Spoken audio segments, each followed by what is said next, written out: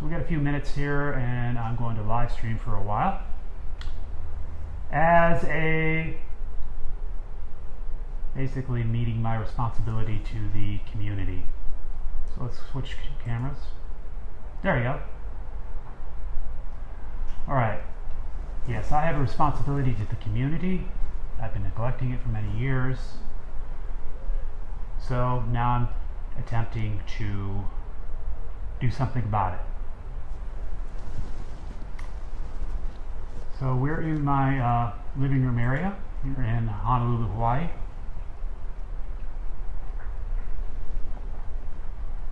And as you can see, it was sunny out earlier and beautiful and cloudy, but now it has become a little more rainy out. And that was predicted by that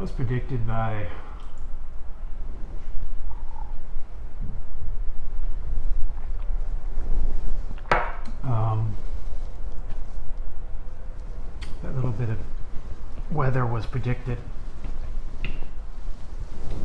Got over there so you can see me a little bit better. I'm just gonna lay back because I'm tired. I'm tired. Been sitting up on my I've been sitting up like this for a while now, and I just want to lay back and go, oh, that's much better. Much, much better. Let's move this over a bit. All right. So I wanted to talk to you about, what did I want to talk about? I don't know, I was talking about it earlier, and I'm like, now it's going on in my head. That's okay. I'm sitting up again, you see? Tiring myself out. Maybe I just sit back like this. That's okay, right? I think if I kind of bring that camera, see, the camera's up a little too high, isn't it? So I have to sit up like this. Looks like it sounds like a window just closed. Let me check the sound on this, just to make sure, because sometimes it isn't set up right. Nope, it's fine, it's perfect. Okay, so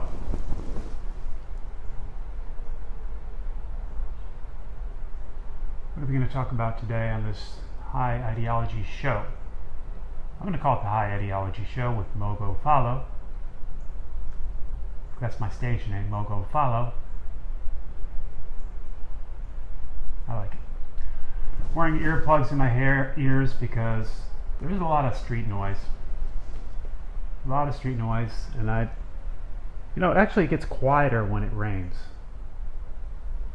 You'll probably hear some sirens going off and other things like that. I like noise. Noise equals life, silence equals death. So I like noise. And it's okay with me. A little bit of noise is okay with me. So I'm in the living room area of my two-bedroom apartment. I'm not going to show you around again. I think I did that already one time in another video. Although I don't think the sound was nearly as good because I'm using a mic. Let me just make sure this is working right. I haven't checked it in a while. Yeah, it's working perfectly. Perfect. So I'm transmitting everything wirelessly with the help of technology originating with a particular company. I'm not going to name any names because I don't have any evidence that they want me to name them. So I won't name them. Simple as that. If you don't know that they want to name you, don't name them. And also, they're not paying me, so why should I say what technology I'm using? Right? Okay. So, I didn't want to do this video to talk about the weather. What do I want to talk about? Oh my gosh, maybe I don't want to do a video today. I don't know.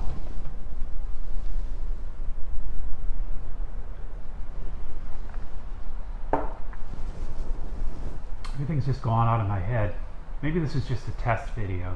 Maybe that's what it is. And let's see what the sound is like when I check it later. You can see those video lights reflecting in the window. I need that to light up this side of my face. The other side is lit up by the outdoor world. But you know what? It's looking really even right now because of the fact that everything's overcast outside.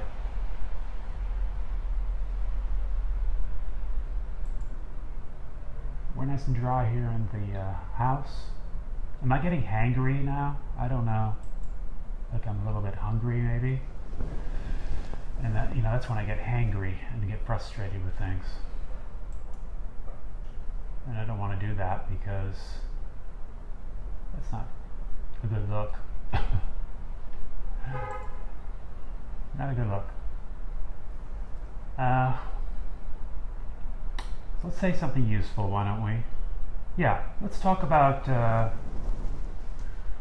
do I want to use a brand name? No, I don't want to use any brand names. It's difficult to talk about people when you're not using their brand names. But let's just say that there are some people who believe in the value of pessimistic myths. Okay? These people tend to project.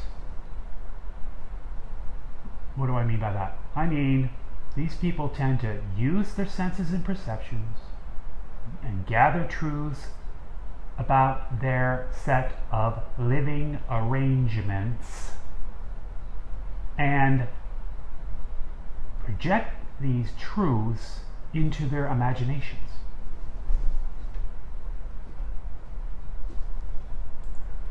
Project these truths into their imaginations. Alright? And make myths. And I believe this is what happened more than 1,000 years ago, maybe 2,000 years ago, when the world was filled with basically monarchies and tyrants of various types. The world was filled up with tyrants and and a few people concentrated wealth, income, and power into their own hands. The few people were competing over territories. A few people ruled over territories and competed. The concentration of wealth, income, and power into the hands of the few people made the competition to rule homicidal, genocidal, and suicidal at times, and for that reason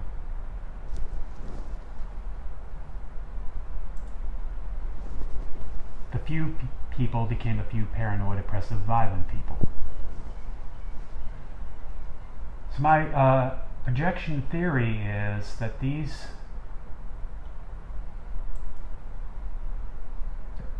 people living back then, 2,000 years ago, used their senses and perceptions, gathered truths about their set of living arrangements, and projected these truths into their imaginations. They used their imaginations, they made myths. And the myths suggested the truths. And that's why they value them. Because they suggested their truths. Their truths were, again, a few paranoid, oppressive, violent people ruled over domestic territories. The few paranoid, oppressive, violent people were at war with outsiders. And the outsiders ruled over foreign territories. People lived in the domestic territories. A system of reward and punishment existed. The system of reward and punishment compelled the people. The people observed and obeyed the will of the few paranoid, oppressive, violent people. And the people disregarded and disobeyed the will of the outsiders. And so when they observed these truths and projected them about their set of living arrangements, When they observed these truths about their set of living arrangements and they projected these truths into their imaginations and made myths of them, and these myths suggested their truths, their myths were: a good entity rules in heaven. The good entity is at war with an evil entity. The evil entity rules over the earth.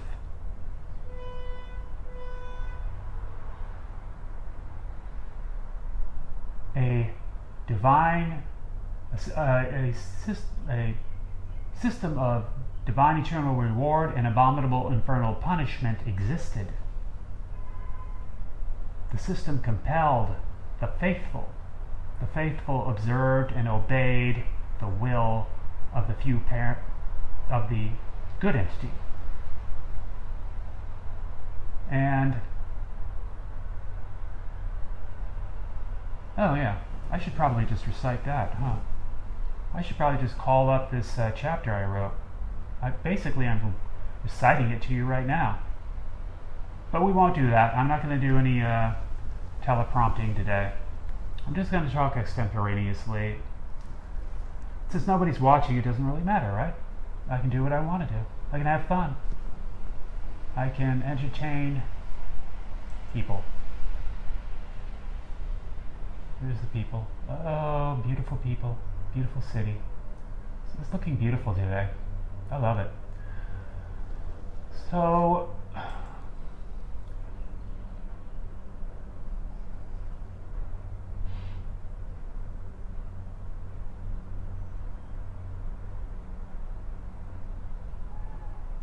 the name of this channel is High Ideology.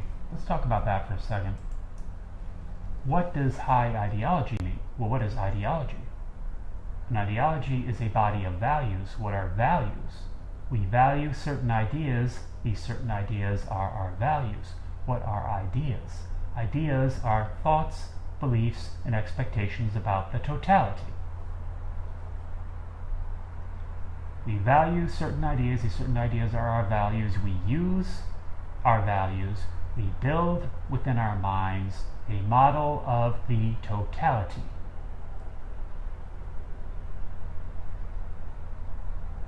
Reality is the way things appear to be. Actuality is the way things actually are.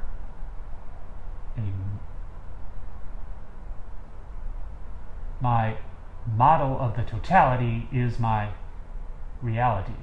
And my reality is my house of ideology. And I am the high ideologue of the house of ideology.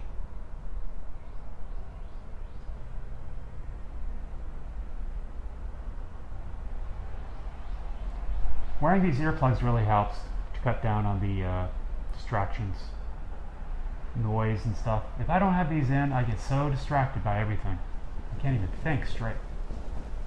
This helps me a lot. But I don't wear them all the time. I'm just wearing them for live streaming right now. And that's all they are, is the earplugs. I can hear the outside world and everything that's going on, sirens and car noises and car alarms and whatever else happens to make a sound. Windows slamming because I don't have a clamp on them. I usually put a clamp on all the windows to clamp them open so they don't slam, but due to the wind. It has been windy lately. So, what's the point of all this? What am I trying to accomplish here? I'm attempting to save humanity from extinction. Alright? There's a whole lot of people around who are talking about abrupt climate change, habitat loss, and the possibility of Armageddon. What is Armageddon? Armageddon is reported by the myth makers, whom I was speaking of before, to be a final, necessary, horrible war. And after the final, necessary, horrible war occurs, the good entity will have final victory over the evil entity.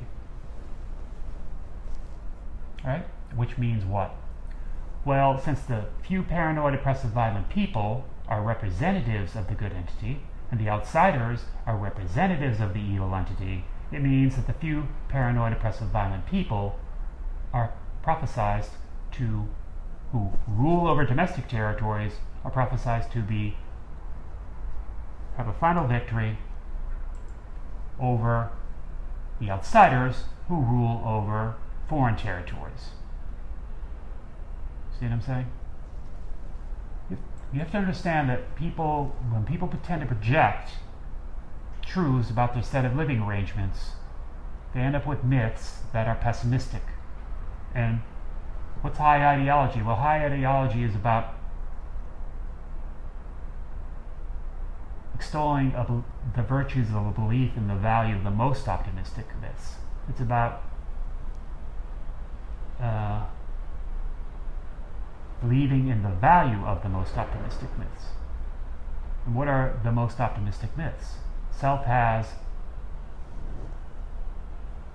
an infinite number, diversity, and variety of lives to live. Self has an infinite number, diversity, and variety of bodies to give. Self is seed, body, soul, and spirit.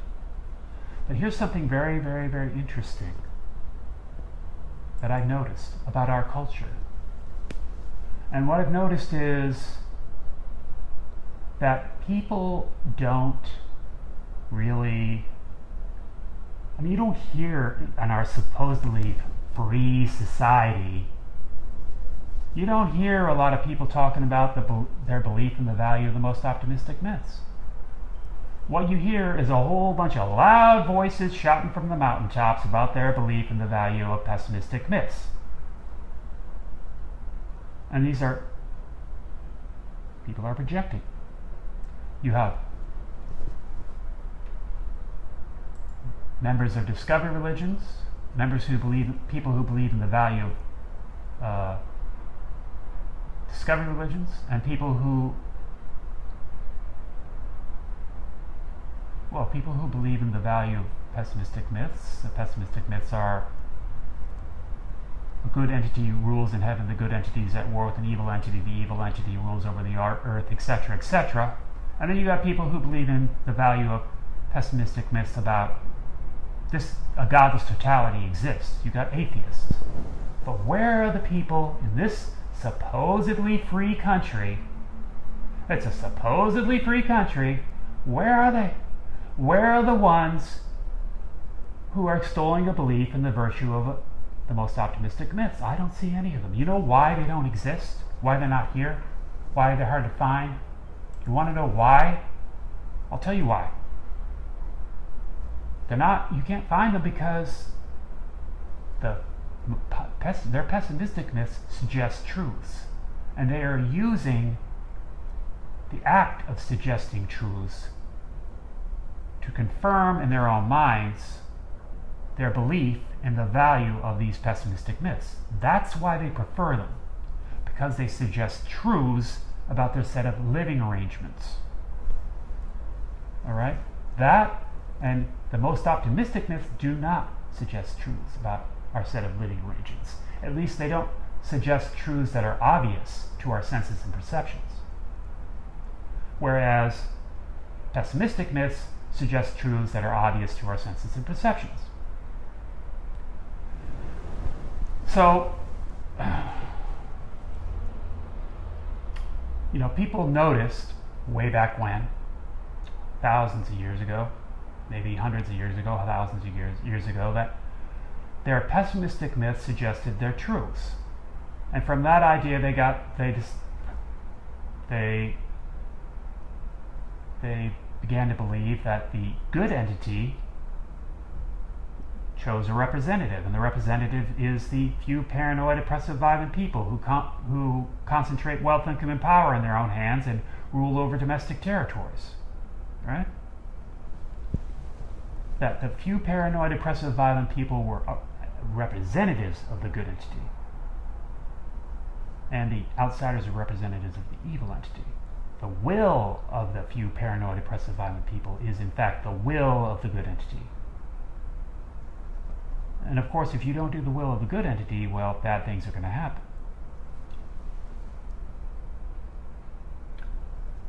And so it was all just a beautiful, beautiful, beautiful kind of projection of their set of living arrangements into myth.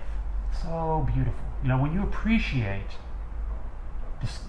discovery religions, you do appreciate that these people who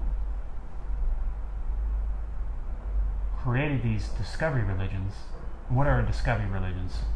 Discovery religions are built upon a lie. The lie is these pessimistic myths are truths. The truth is these pessimistic myths suggest truths, and the act of suggesting truths does not make these pessimistic myths into truths. These pessimistic myths remain myths. The totality makes possible an infinite number, diversity, and variety of myths. So one question that I would have for people who choose to believe in the value of pessimistic myths is, why choose to believe in the value of pessimistic myths?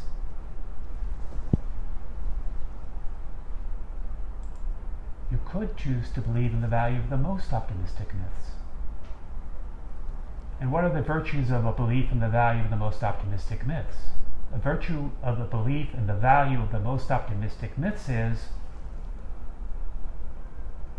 optimism correlates with happiness, good health, and prosperity.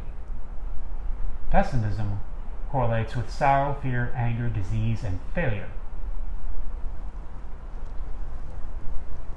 So, fast forward 2,000 years to the present, and we have people in the world who still believe in the value of these pessimistic myths, the pessimistic myths that grew out of a set of living arrangements that existed thousands of years ago. Right? Set of living arrangements that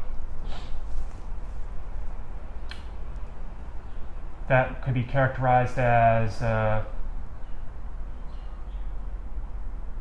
autocracy, right? And this autocracy formed a religious elitist society, and this religious elitist society formed psychotic extremes of poverty and wealth. And these psychotic extremes of poverty and wealth led to slavery and wrongs. And we live in a democracy now. We live in a democracy, and this democracy supports a secular pluralistic society. And this secular pluralistic society supports a large middle class, and the large middle class supports freedoms and rights. Right? So right now in today's world, there's a whole bunch of people, it seems, in this country. I won't name the country because it's a brand name, but it could be any country really. But it seems like there's a whole bunch of people who want they want to take the clock back, and they want it to go back not to, some people said it, the 1830s or the 1930s or something like that. No. They don't want to go back that far. They want to go back to the year, to 2,000 years, to when their myths were made.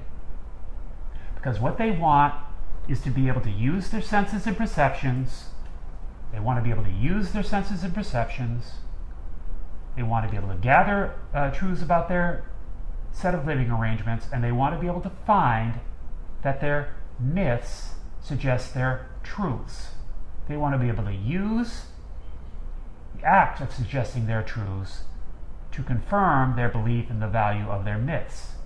And they want other people to be able to do that, because in their minds it is so very important that everybody adopt the very same set of values that they share. So if you don't know who I'm talking about, or if you think I'm not talking about anything, I'm talking about people who are alive today, and they're active in politics too. They're active in politics, they're seeking power, and with that power, well, they're going to ignore some serious problems that we have on this planet. They're going to ignore abrupt climate change, ignore the chaos, and ignore the tumult that can be caused by abrupt climate change. They're going to ignore that. Because why? Because in their minds, it's the fulfillment of prophecy. Yeah, they think it's the fulfillment of prophecy. These practitioners of discovery religions think that the great climatic tribulation that we are threatened with by abrupt climate change is actually a fulfillment of prophecy. So they think that the good entity chose prophets. The good entity revealed visions of the future to the prophets. Religious authority figures wrote down these visions of the future as words in a set of sacred scrolls.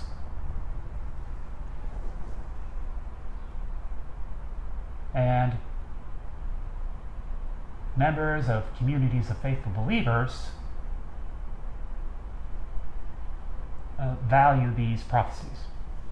And so the prophecies being a great tribulation will occur, this will be followed by a necessary horrible final war called Armageddon.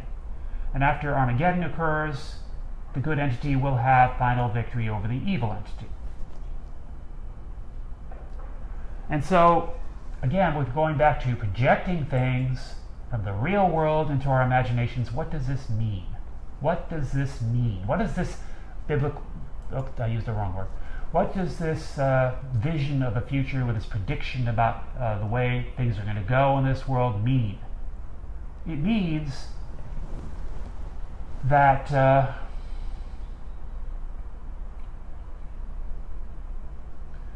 they're predicting for our future that a horrible climatic tribulation will occur, and that after this climatic tribulation occurs, horrible war will break out, and after that, the few paranoid, oppressive, violent people who concentrate wealth, income, and power and rule over domestic territories will have final victory over the outsiders who rule over foreign territories. And that means they believe that the few paranoid, oppressive, violent people who rule over domestic territories and concentrate wealth, income, and power in their own hands will conquer the entire will conquer the entire world.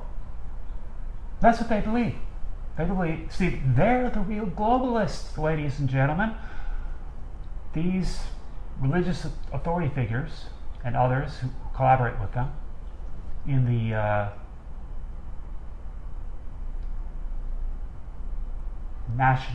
belligerent nationalist movement that they've formed, they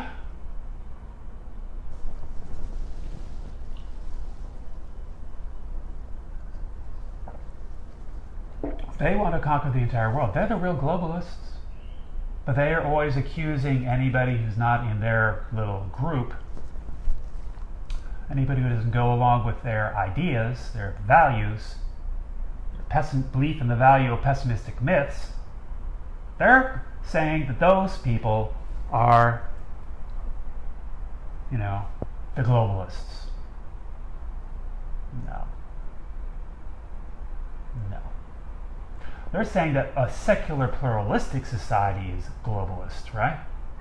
While a religious elitist society would be, something else, I guess. What's the opposite of globalist? Provincial? Perhaps. Isolationist? Maybe. But no, they have no intention of being provincial or isolating. They want to take over the entire world and force their values on everybody. So that's why we have to talk about the fact that their belief in the value of these pessimistic myths follows from their projection of people who lived thousands of years ago, projection of their set of living arrangements, truths about their set of living arrangements into their imaginations. That's where their myths follow from. And if, you stop to think, well, about these myths, if they're just projections of their set of living arrangements, really, how valid are they? Now, I'm not purporting to know the answer to that question. I'm not purporting to say that they're truths or lies. I'm saying they're myths. Pessimistic myths. And let me tell you something, ladies and gentlemen. I don't like to use brand names, that's why I'm not naming them by what they call themselves. Because there's a lot of people making money off their brand. And some of them are paranoid. As a matter of fact, this is something I wanted to talk about and I remembered. The paranoia of a few people who concentrate wealth, income, and power and rule over domestic territories has distorted our culture. It's completely distorted. And you know what? They don't want you believing in the value of the most optimistic myths, ladies and gentlemen. They do not want you to believe in the value of the most optimistic myths, because the most optimistic myths are: self has an infinite number, diversity, and variety of lives to live. Self has an infinite number, diversity, and variety of bodies to give. Self is seed, body, soul, and spirit. And so if you believe that, then are you going to be willing to put up with their, oppression? Their oppression of you? Are you going to be willing to put up with it? Are you going to be willing to put up with the oppression of the people by a few paranoid, oppressive, violent people? No, of course not. Some people will not be willing to do that. I'll tell you in a minute why I am willing to do it, but they won't be willing to do it, perhaps. They're afraid. This is what they fear. They fear that people who believe in the value of the most optimistic myths will, trade their own life for their life. Right? Take them out. That's the one thing they're afraid of. A few paranoid, oppressive, violent people who concentrate wealth, income, and power in their own hands and rule over domestic territories. The one thing they're afraid of is death. That's the one thing they're afraid of, ladies and gentlemen.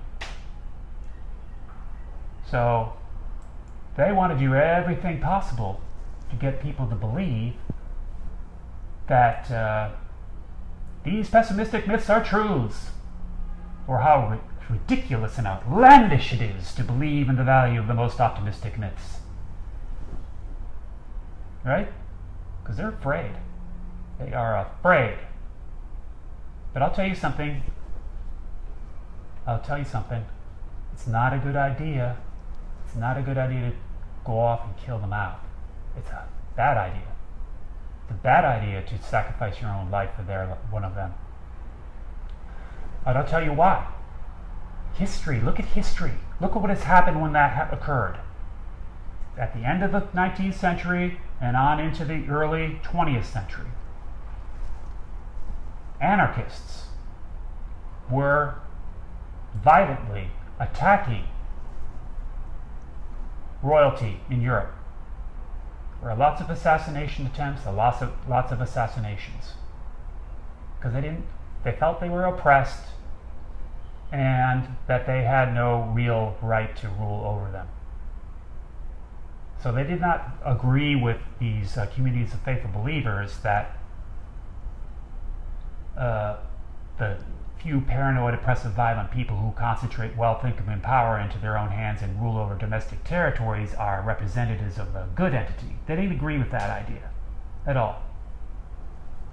They saw it for what it is, an institution. These religious organizations that promoted these ideas are institutions of spiritual slavery. They are in the practice, they make a profit from enslaving communities of faithful believers to the will of the few paranoid, oppressive, violent people. But this was a long time ago, ladies and gentlemen. I'm not talking about today. We have a democracy today. We have a democracy, and the democracy supports a secular pluralistic society, and the secular pluralistic society supports a large middle class. Yeah, we don't have psychotic extremes of poverty and wealth. We've got a large middle class. And what else do we got? Freedoms and rights.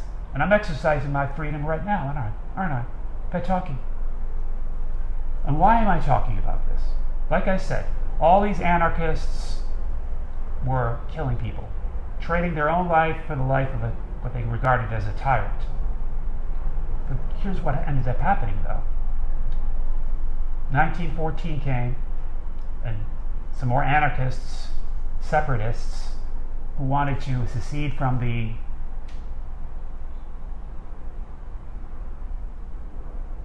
I can't say the name of the empire because that's a brand, actually. But you know what I'm talking about. I'm talking about World War I. World War I started because the royals decided, we're done with this. You killed 2 of us, we'll kill 37 million of you. That's the real reason it happened. It was a totally avoidable war. It was elective. They decided to do it because they wanted to show that if you kill 2 of us, we will kill millions of you. So that's why I'm in total disagreement with the idea of using violence to achieve some sort of a goal.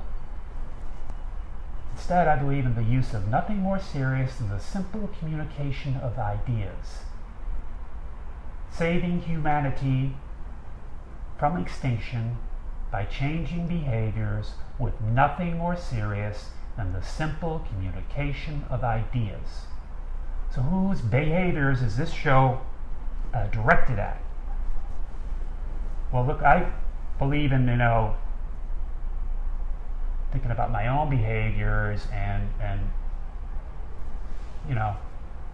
being responsible for that. Not necessarily, focusing on myself,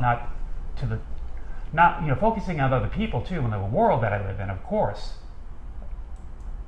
We have to focus on the world sometimes, but also focusing on myself. And,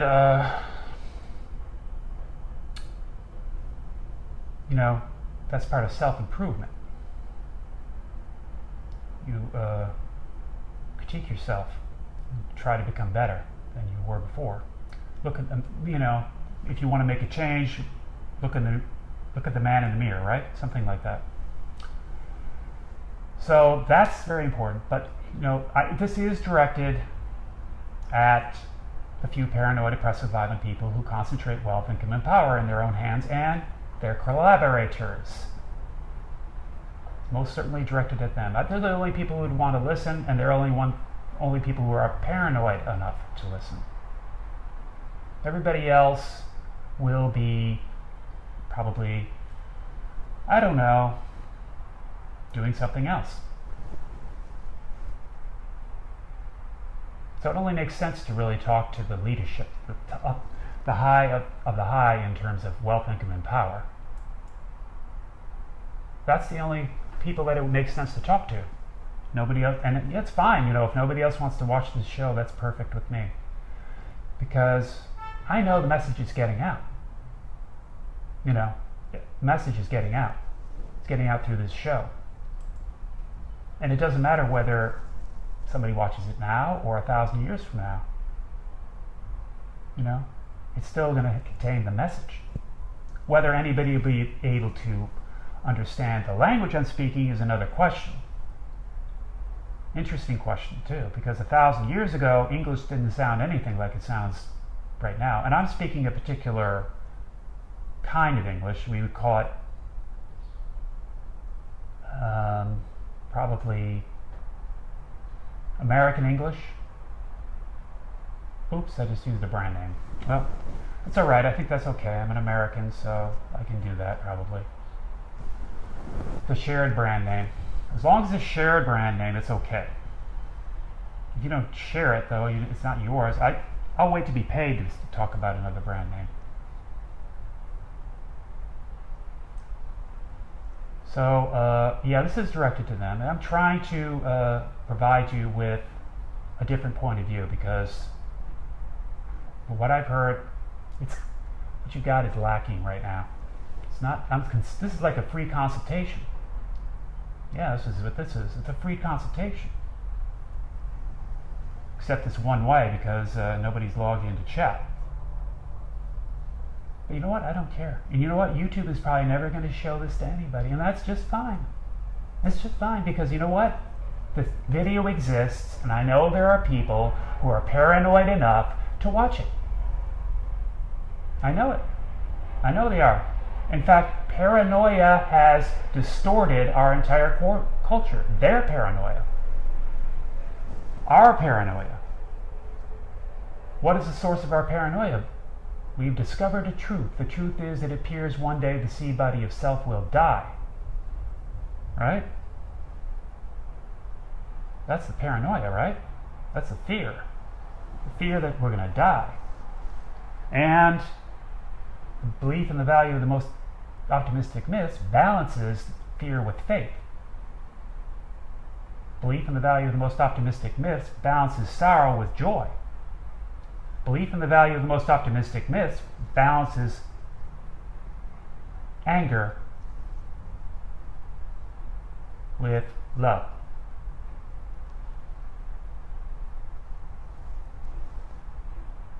So, and what's good about having a balance of the emotional forces of the mind? What is it? You balance the emotional forces of your mind, then you are going to be happy. As happy as you can be. No, it's not about denying the truth. The truth is, it appears one day the seed body of self will die. It's not about denying the truth. It's about embracing a belief in the value of the most optimistic myths and then using your value, aligning your values with your needs and aspirations. What are our needs and aspirations? What are our needs and aspirations, ladies and gentlemen? Come on now. Our needs and aspirations are achieve and maintain happiness, good health, and prosperity. See? Prosperity. So that means optimism correlates with happiness, good health, and prosperity. And pessimism correlates with sorrow, fear, anger, and disease. But you know what? I know next to nothing about almost everything about the people who concentrate wealth, income, and power in their own hands, and it could entirely be possible that they believe in the value of the most optimistic myths, and I just don't know about it. And why don't I know about it? Why don't I know about it? Because our entire culture has been distorted out of fear. Fear. Of violent abuse. Fear of it. It's been distorted. Right? And that's why the only thing you really ever hear about are pessimistic myths and truths. You don't hear about the most optimistic myths in our culture. I've noticed this, and this made me cautious. I'm a cautious person, ladies and gentlemen. Very, very cautious. And so, I didn't want to say anything to anybody about anything until I felt ready to. Because I know the history of this planet. I know the history of Western culture. I know what happened in the past. I know how outsiders were treated by insiders. They were lied to, stolen from, cheated. They were enslaved under horrendous conditions. They were conquered. They were enslaved. They were killed.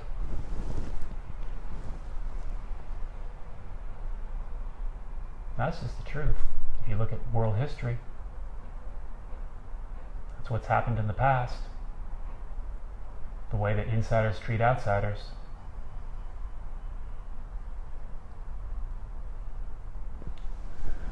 So,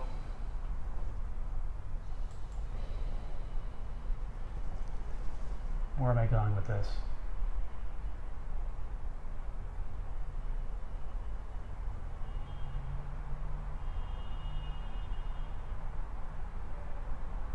It's interesting, you know? Somehow we have, as Americans, need to start seeing ourselves as one nation under God, or whatever you want to put on your coins. Somehow we need to get to that point. Because the divisiveness that is not an answer to your problems. It will not bring you happiness, it will not bring you good health, and it will certainly not bring you prosperity. It won't. No, pessimism won't either. Pessimism correlates with sorrow, fear, anger, and disease, and failure. So there's some people in this world who'd like us to be failures, maybe. That's another theory I have about why is it we never hear about the most optimistic myths. This is just the theories I'm telling you about because I really don't know the answers. You know, I don't know. How am I supposed to know? I know next to nothing about almost everything. That's the truth. That's my story, and I'm sticking to it. Don't try to make me any kind of authority on anything, because I am who I am, and that's all that I am, really. Okay, so where were we again?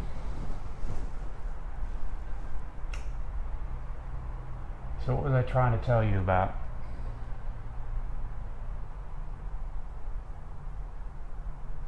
Oh, that I know next to nothing about almost everything. Yeah. Well, it's the truth, and we all do. And so whenever somebody comes along and starts saying, these pessimistic myths are truths, whether it be somebody who believes that a godless totality exists, or whether it be somebody who believes in the existence of a good entity, you know, I begin thinking to myself, well,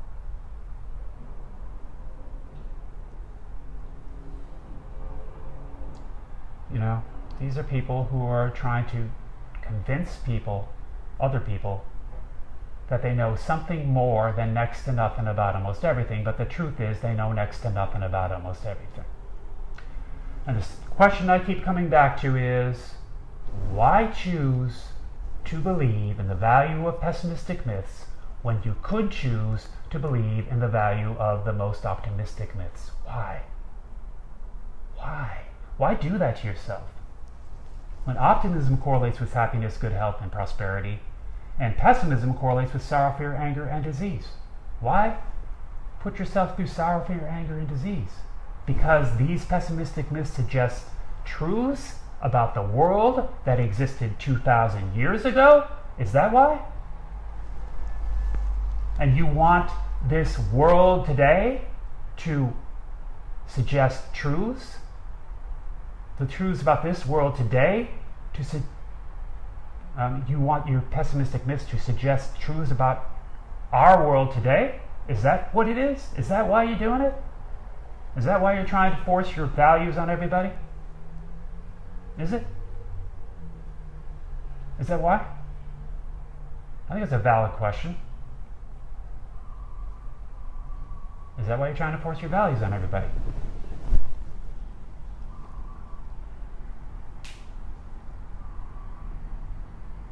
Am I trying to force my values on you? No. I'm just speaking my truth and my most optimistic myth. I'm just talking about myself. I'm talking about the model of the totality I build within my mind. You see, I'm not talking about you. I'm talking about me. I know next to nothing about almost everything about you. That's the truth. Keep that in mind at all times, and you won't be offended. So what time is it now?